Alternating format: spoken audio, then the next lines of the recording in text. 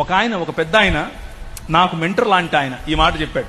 ప్రవీణ్, ఒక మాట గుర్తుపెట్టుకో, నీ గురించి ఎవరైనా సర్టిఫికేట్ ఇవ్వాలంటే, నువ్వు మంచోడివని, నువ్వు గొప్పోడివని, నువ్వు ప్రేమ గలవాడివని, ఏదైనా సరే ఒక మాట చెప్పాలి అని అంటే ఇద్దరికి నీ మీద అధికారం ఉంది. దేవుడు కాకుండా ఇద్దరికి. నేను చాలా చూస్తున్నాను ఏం చెప్తాడు అని. ఆయన అన్నాడు, ఒకటి నీ భార్య, రెండవది నీ పిల్ల లేదా నీ బిడ్డ. ఒకటి నీ భార్య, రెండవది నీ బిడ్డ.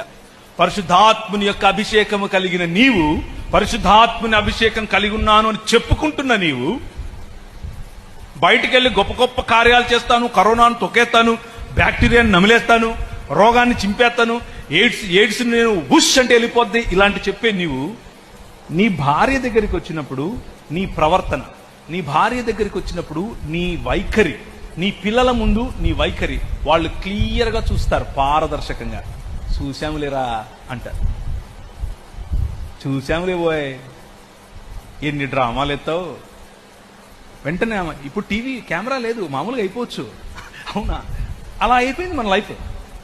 ఇప్పుడు కెమెరా ఏం లేదుగా, ఎందుకు నటించేస్తున్నావు అని పాస్టర్ను గుర్తు చేయాలి. That is not Holy Spirit, my brothers, my sisters.